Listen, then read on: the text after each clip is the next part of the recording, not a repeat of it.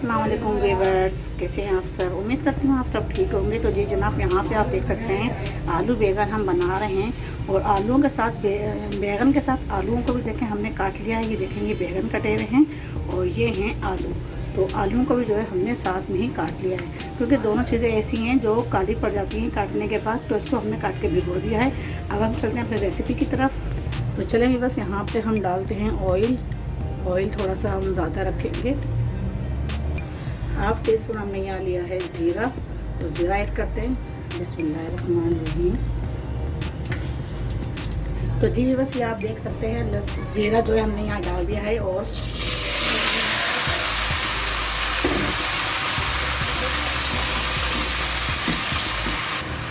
तो यहाँ पे जो है हम आलू को और बैगन को हमने डाल दिया है ज़ीरे में, और इसको अच्छे से हमने मिक्स कर लिया है, आलू और बैगन को।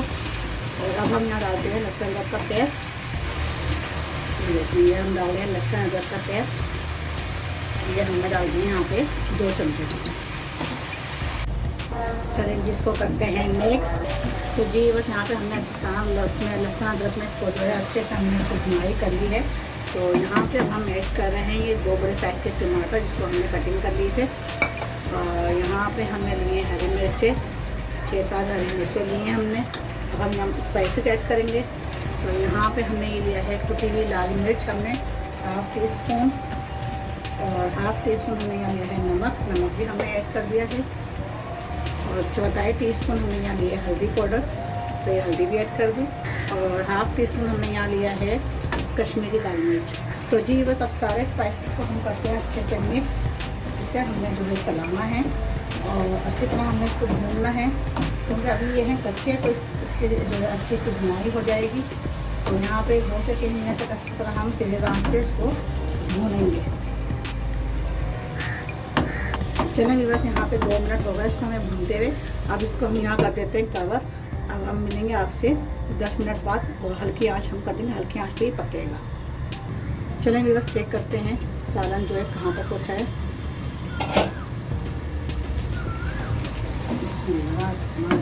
माशाल्लाह सालन देखें, माशाल्लाह ज़बरदस्त बुनाई पे आ गया है। और आलू भी चेक करेंगे हम यहाँ पे 2 से 3 मिनट तक इसकी भुनाई होगी। लेकिन अभी हम नहीं करेंगे भुनाई। अभी जो है ना ये, क्योंकि मुझे यहाँ आलूओं में थोड़ी कसर लग रही है। ये देखें आलू नहीं टूट रहा है, आलू में भी कसर है। तो इसको तो जी यहाँ पे इसको करते हैं कवर और हल्की आंच पे, ताकि आलू भी हमारे गल जाएं। तो चलिए बस चेक करते हैं आलू जो है गल चुके हैं या नहीं। अब तो माशाल्लाह गल गए होंगे, क्योंकि हमने इसको 3 से 4 मिनट छोड़ा था। तो चेक कराते हैं आपको आलू कि आलू जो है गल चुके हैं या नहीं। तो ये देखें स्लिप हो रहा है ना, स्लिप हो रहा है। देखें, ये देखें यमी सा आलू गल चुका है।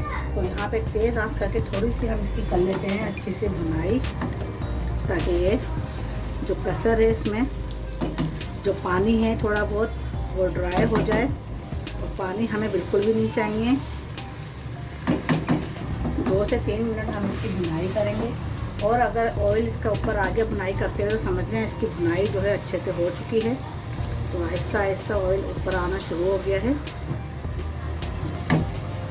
तो जी बस यहाँ पे जो है मुझे 3 से 4 मिनट हो गए हैं इसकी भुनाई करते हुए।